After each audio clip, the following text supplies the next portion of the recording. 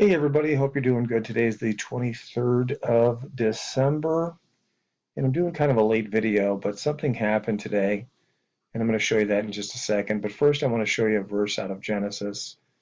We're in chapter 17, and this is having to do with the covenant that God made with Abraham. And if you start in verse 7, and I will establish my covenant between me and thee and thy seed after thee in their generations for an everlasting covenant, to be a God unto thee and to thy seed after thee. All right, now there's many other verses which support this. I'm going to show you one because I don't want to make a terribly long video. So we're going to take a look at a clip right now. So I'm going to play you a clip. This is from Fox News. No, I'm not a Fox News watcher, so save your comments. And nor do I trust most of what's out there in the media, but the UN Security Council did vote today. This was real. This did happen. And so we're going to listen to a little clip on what this will better explain to everyone out there what happened.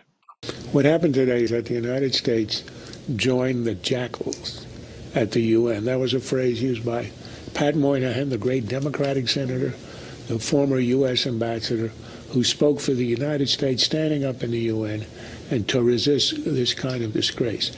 To give you an idea of how appalling this resolution is, it declares that any Jew who lives in the Jewish quarter of Jerusalem, the Jewish quarter, inhabited for 1,000 years, is illegal, breaking international law, essentially an outlaw, can be hauled into the International Criminal Court or into national courts in Europe, which is one of the consequences. The Jewish quarter has been populated by Jews for 1,000 years. In the War of Independence in 1948, the Arabs invaded Israel to wipe it out. They did not succeed, but the Arab Legion succeeded in conquering the Jewish quarter. They expelled all the Jews. They destroyed all the synagogues and all the homes. And for 19 years, no Jew could go there. The Israelis got it back in the Six-Day War. And now it's declared that this is not Jewish territory. Remember, it's called the Jewish quarter, but it belongs to other people, and any Jew who lives there is an outlaw. That's exactly what we supported. The resolution is explicit in saying settlements in the occupied territories and in East Jerusalem. Mm-hmm. It does.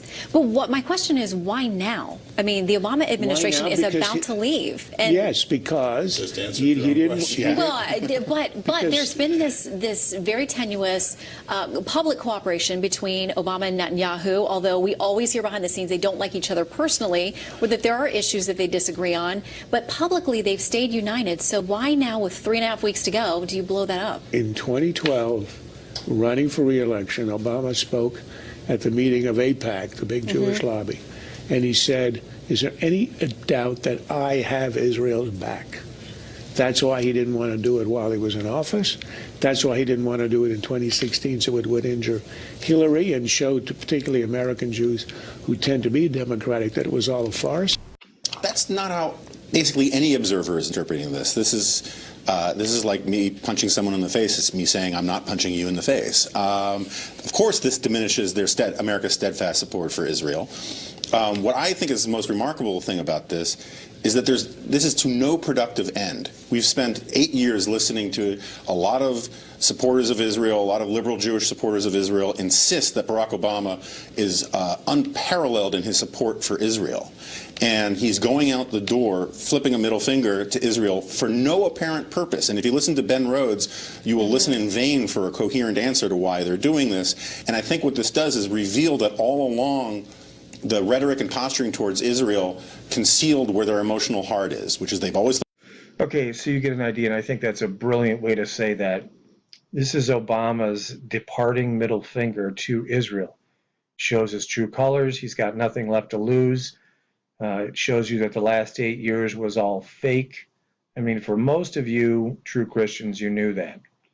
But we want to be aware of this because we're kind of seeing, let me bring up another verse here.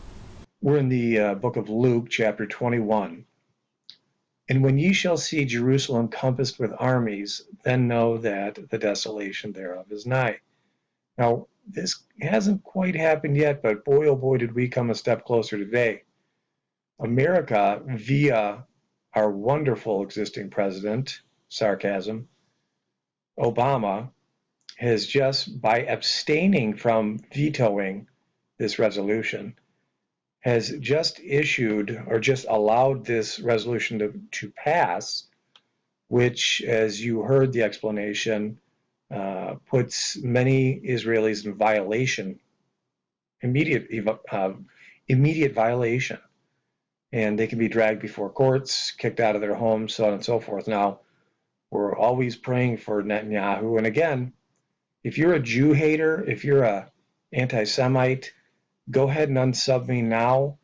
Don't bother leaving comments because I'll literally delete them. But my Bible tells me to support Israel, and that's what I'm going to do. Israel is the apple of God's eye. It's a covenant which God said will last forever. I stand in God's corner. I don't care if the Jews are doing bad things. It doesn't matter.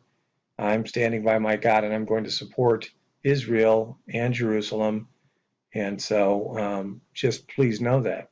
And if you are taking some sort of an opposing stand against Israel, you are not abiding in what God said. So just know that. I'm not going to get into all the John Hagee junk that's going on. I could care less. I'm simply following what my scripture tells me to do. But Obama has made this happen. This is very dangerous. A lot of the experts out there are saying that this resolution cannot be broken even when Trump comes in. So America has turned its back on Israel via Obama. And I'll tell you, brothers and sisters, pray to our God, because this is not good.